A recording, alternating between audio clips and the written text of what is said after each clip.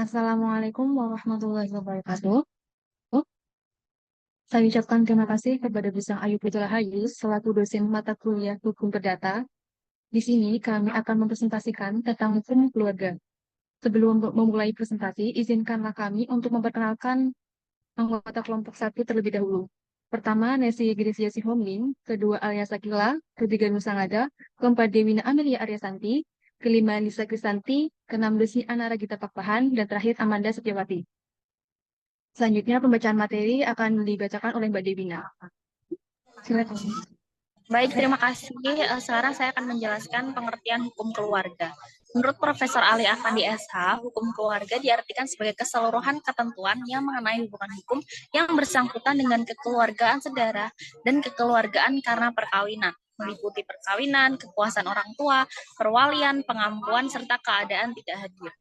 Ketika kita berbicara tentang hukum keluarga, maka tidak akan terlepas dari hukum perkawinan, sebab keluarga terbentuk melalui perkawinan. Kemudian ada pengertian dari perkawinan dari undang-undang. Yang pertama dari pasal 26 KUH Perdata. Perkawinan dilihat sebagai hubungan keperdataan. Selanjutnya ada dari pasal 1 Undang-Undang Nomor 1 Tahun 1974 tentang perkawinan yang berbunyi bahwa perkawinan adalah ikatan lahir batin antara seorang pria dengan seorang wanita sebagai suami istri dengan tujuan untuk membentuk keluarga yang bahagia dan kekal berdasarkan ketuhanan yang Maha Esa. Kemudian ada dari pasal 2 ayat 1 Undang-Undang Perkawinan yang menyatakan bahwa perkawinan yang sah apabila dilakukan menurut hukum masing-masing agama dan kepercayaannya. Maka dapat disimpulkan bahwa hukum perkawinan merupakan aturan-aturan mengenai perkawinan yang ada di Indonesia yang mengatur tentang hak dan kewajiban subjek hukum di dalam perkawinan, syarat sahnya suatu perkawinan menurut agama dan negara, serta akibat yuridis dari berakhirnya perkawinan, baik yang menyangkut hubungan hukum antara bekas suami. Baik, selanjutnya di sini saya akan menjelaskan tentang tata cara melangsungkan perkawinan. Dalam melangsungkan perkawinan, kedua calon mempelai harusnya memberitahukan kehendaknya tersebut kepada pegawai pencatat nikah. Tata cara melangsungkan perkawinan, awalnya itu perkawinan tersebut dilaksanakan setelah 10 hari pegawai pencatatan nikah mengumumkan kehendak perkawinan dalam tata cara perkawinan. Dilakukan dalam aturan agama masing-masing. Menurut pasal 6 PP nomor 9 tahun 1975, pegawai pencatat yang menerima pemberitahuan itu meneliti kelengkapan syarat-syarat perkawinan. Dalam pencatatan perkawinan sesuai dengan pasal 2 ayat 2 Undang-Undang Perkawinan nomor 1 tahun 1974 yang menyatakan bahwa tiap-tiap perkawinan dicatat menurut peraturan perundang-undangan yang berlaku, sehingga dapat memberikan kepastian hukum bagi pasangan suami istri, serta memberikan kepastian terhadap hak-hak dan kewajiban mereka sebagai pasangan yang telah sah secara hukum. Perjanjian perkawinan. Perjanjian adalah kesepakatan yang dibuat oleh pasangan yang hendak menikah untuk mengatur hak dan kewajiban masing-masing dalam pernikahan. Perjanjian ini biasanya dibuat sebelum pelaksanaan akad nikah dan diatur dalam Undang-Undang Nomor 1 Tahun 1974 tentang perkawinan. Lalu pelanggaran dalam tata cara pelangsungan perkawinan, suatu pelanggaran yang dilakukan oleh mempelai atau pegawai pencatat nikah terhadap ketentuan-ketentuan pelangsungan perkawinan akan diberikan hukuman sesuai dengan Undang-Undang Perkawinan Nomor 1 Tahun 1974. Baik, saya akan menjelaskan dasar hukum perkawinan. Nah, dasar hukum perkawinan diatur dalam UU Nomor 1 Tahun 1974 yang secara garis besarnya mengatur tentang dasar perkawinan serta memuat mengenai aturan pembatalan perkawinan. Lalu yang kedua ada UU Nomor 16 Tahun 2019 yang merupakan perubahan dari UU Nomor 1 Tahun 1974. UU Nomor 16 Tahun 2019 merubah ketentuan usia pada pasal 7. Yang ketiga ada KUH Perdata juga sebagai dasar hukum perkawinan di Indonesia. Selanjutnya ada akibat hukum perkawinan. Pada pasal 2 ayat 1 Undang-Undang Perkawinan Nomor 1 Tahun 1974 tentang perkawinan menyatakan bahwa perkawinan adalah sah apabila dilakukan menurut hukum masing-masing agamanya dan kepercayaannya itu. Setiap perbuatan hukum selalu disertai dengan akibat hukum. Dalam sahnya perkawinan, maka memiliki akibat hukum terhadap suami istri dan anak-anak berkaitan dengan kedudukan suami istri dan serta kedudukan anak orang tua dan perwalian. Jika diuraikan maka satu hak dan kewajiban suami istri telah diatur dalam KUHP Perdata tentang hak-hak dan kewajiban suami istri diatur dalam bab 5 pasal 107-118 yang pada dasarnya lebih menekankan kedudukan istri tidak seimbang dengan suami. Sedangkan pada Undang-Undang Perkawinan Nomor 1 Tahun 1974 pasal 30-34 mengenai pengaturan hak dan kewajiban suami istri lebih menekankan keseimbangan kehidupan antara suami istri dalam kehidupan rumah tangga. Yang kedua, ada harta perkawinan. Harta perkawinan sendiri mempunyai arti bahwa harta yang diperoleh baik sendiri-sendiri atau bersama suami istri selama dalam ikatan perkawinan berlangsung, selanjutnya disebut harta bersama, tanpa mempersoalkan terdaftar atas nama siapa. Sudah diatur dalam Undang-Undang Perkawinan Nomor 1 Tahun 1974 tentang perkawinan pasal 29 terdiri dari 4 ayat. Diatur pula dalam KUH Perdata dalam pasal 139 sampai 154.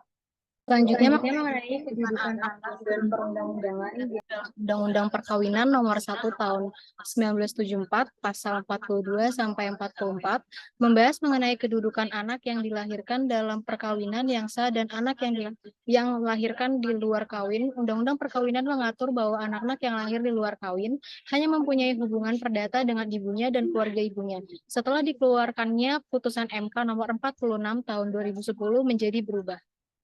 Yang selanjutnya adalah kewajiban orang tua dan anak terdapat dalam Undang-Undang Perkawinan Nomor 1 Tahun 1974 pada pasal 45 ayat 1 dan 2 berisi tentang kewajiban orang tua memelihara dan mendidik anak-anaknya sampai mereka kawin dan dapat berdiri sendiri. Berbeda dengan yang diatur dalam KUH Perdata mengatakan bahwa kewajiban itu bukan hanya sampai pada anak dewasa 21 tahun tetapi sampai mereka mampu untuk berdiri sendiri walaupun terjadi ikatan orang tuanya putus. Lalu yang kelima adalah kekuasaan orang tua dan perwakilan.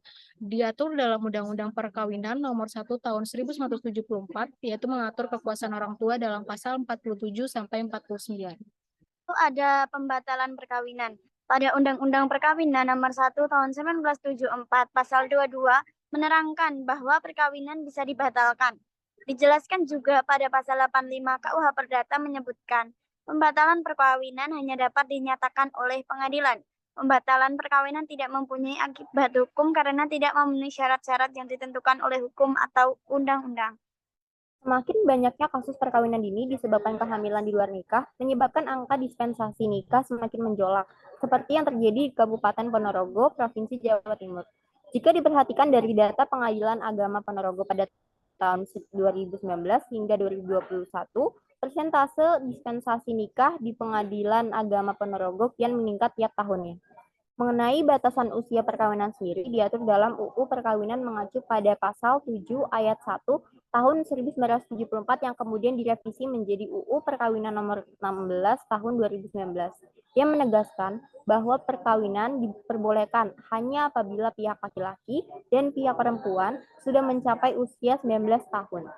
Faktor-faktor yang memengaruhi seseorang mengajukan dispensasi pernikahan yaitu yang pertama, faktor hamil di luar nikah, yang kedua faktor ekonomi, yang ketiga faktor pendidikan, yang keempat faktor budaya atau tradisi, dan yang terakhir adalah faktor kurangnya sosialisasi yang masif terhadap masyarakat mengenai pergantian undang-undang perkawinan yang memuat ketentuan mengenai batas minimum umur perkawinan.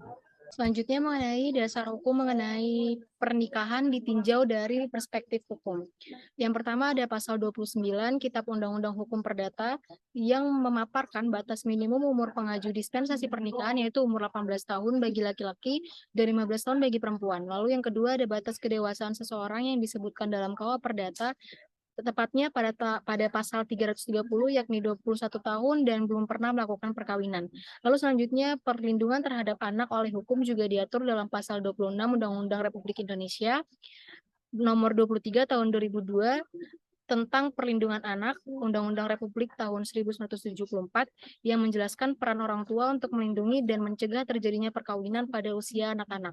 Lalu yang terakhir adalah kompilasi hukum Islam tahun 91 sampai 92 pada pasal 3 mengungkapkan bahwa perkawinan pada awalnya bertujuan untuk menghalalkan hubungan antara laki-laki dengan perempuan yang sebelumnya haram menjadi halal.